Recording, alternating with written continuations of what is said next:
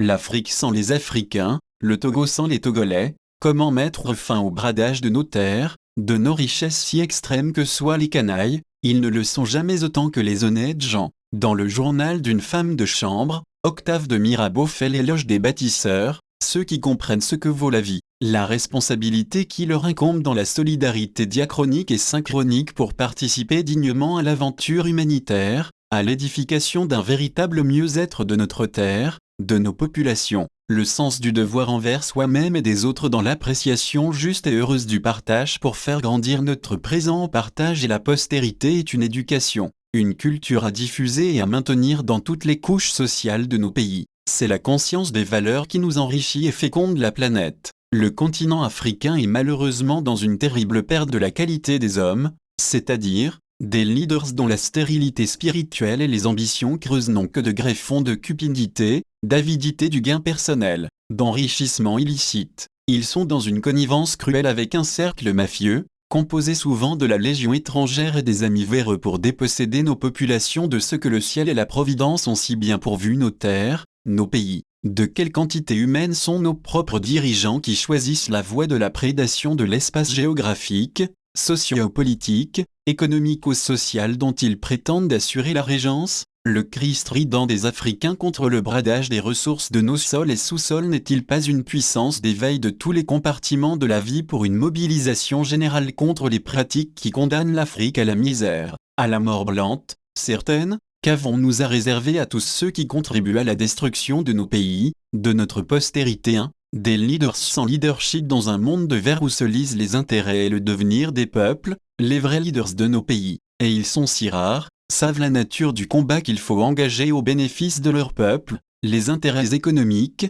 sociaux, politiques, géostratégiques se défendent impitoyablement et les hommes d'État dignes de respect ne savent pas renoncer à la sécurité de leur peuple, aux ressources qui permettent aux populations d'assumer leur autosuffisance, leur émancipation. Il est choquant et renversant de voir encore en Afrique des dirigeants, des personnalités absconses au narcissisme puant s'agiter dans une idiote effervescence de cupidité qui œuvre, dans une vallée de crimes, pour spolier nos populations avec des complicités monstrueuses en cédant les ressources de nos pays à des forces de démolition de l'Afrique. Au nom de quel principe et sous quel prétexte peut-on à ce siècle demeurer dans l'instinct primaire tout à fait du nègre incongru, maladroit et jouet de l'occupant ou de l'esclavagiste pour laisser entre des mains noires étrangères les fortunes de nos terres, de nos pays pour se contenter des dividendes insalubres qu'on en tire personnellement? Il y a toujours des falots de leaders d'une perversité effroyable de conscience et aux petites idées qui croient que les frimes et les cartels sont des pouvoirs auxquels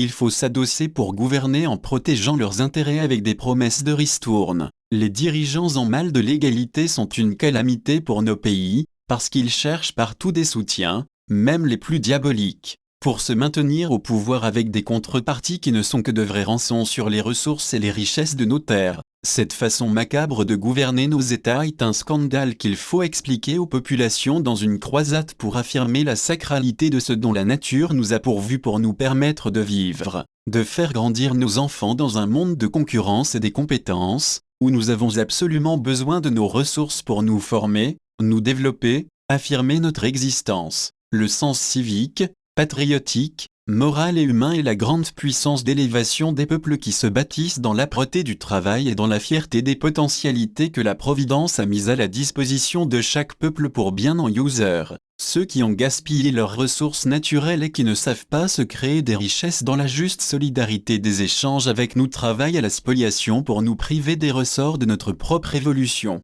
Nous avons des dirigeants africains qui sont toujours d'un degré de conscience plate pour demeurer dans la bassesse de la prédation des ressources de l'Afrique. Il faut voir comment les enfants d'Afrique meurent dans la Méditerranée et tout ce que la diaspora africaine subit dans les pays pilleurs de richesses et qui demeurent dans le carcan esclavagiste pour comprendre l'urgence à préserver nos fortunes, à les mettre en valeur, pour que, de droit, le partage des biens de la collectivité nationale recrée la confiance et l'espoir dans nos pays. Il est proprement idiot de vouloir être roi sans être capable de nourrir son royaume, de créer les conditions de l'épanouissement des citoyens, de garantir leur sécurité, leur avenir. Les rois ne sont pas faits par des voleurs, des véreux, des flatteurs, des vampires, des pieuvres avides du sang du peuple. Les manœuvres pour être au sommet en culminant avec une échelle de sottise motif Paul Valéry à dire dans Monsieur Test, je ne sais pas ce qu'est la conscience d'un sot de la guerre totale des peuples d'Afrique. Il est insoutenable pour tous les Africains que leur propre richesse soit entre les mains des puissances d'argent,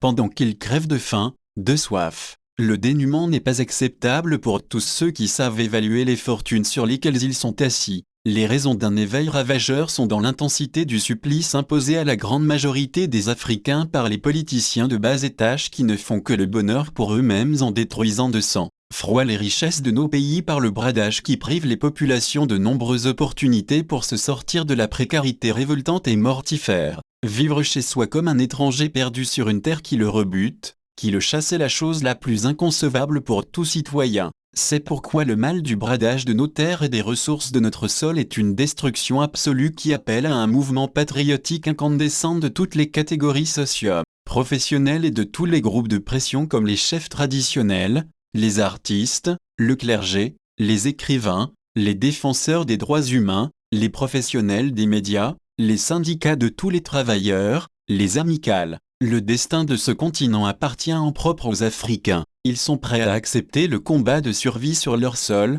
dans leurs pays respectifs. Un mouvement panafricain contre le bradage des richesses du continent est facile à susciter, parce que face au désastre, des réponses se formulent d'elles-mêmes pour endiguer les prolongations des catastrophes. Il n'existe nulle part dans le monde des peuples qui ont cédé leurs terres, les richesses à des envahisseurs et qui ont réussi à se construire, à bâtir leur avenir, à propulser leurs enfants vers les hauteurs de l'émancipation et du développement. En Afrique du Sud, au Brésil, en Australie, en Nouvelle-Zélande, les désastres de l'accaparement des terres des autochtones illustrent le futur de cette politique insensée de cession massive à des étrangers de nos domaines agricoles, miniers. En Centrafrique, un grand mouvement de réactivité de la conscience nationale est allumé par le clergé catholique pour mener le front du refus contre les envahisseurs indélicats. Cette exemplarité du clergé centrafricain doit s'étendre à tout le continent ainsi qu'à toutes les instances sociales, politiques de nos pays. Cette nouvelle ère contre les faussaires et les tendances esclavagistes de dépossession du trésor africain appelle tout naturellement notre pays, le Togo, à un sursaut national pour sauver nos terres, préserver la postérité contre la déchéance, la misère. Le Parlement togolais, quelle que soit sa couleur, ne peut faire l'économie d'une réactivité contre le phénomène qui sévit sur notre sol sans tomber dans le gouffre de l'immoralité et de la bêtise. Mais, la société civile et les organisations des droits de l'homme ont la tâche la plus ardue pour des séances d'explication simples à nos populations qui sacrifient l'avenir de nos progénitures dans une liquidation de nos terres arables et qui condamnent les enfants du Togo à être étrangers chez eux. Le mouvement du peuple, la mobilisation, est une arme efficace contre les gouvernants qui sont dans l'apathie ou dans la pratique du phénomène de bradage. Nous comptons beaucoup sur la mobilisation comme, du reste, Napoléon, cité par L.A.S. Casa, dans le mémorial de Sainte-Hélène, les hommes qui ont changé l'univers n'y sont jamais parvenus en gagnant des chefs, mais en remuant des masses. Didier de Savy.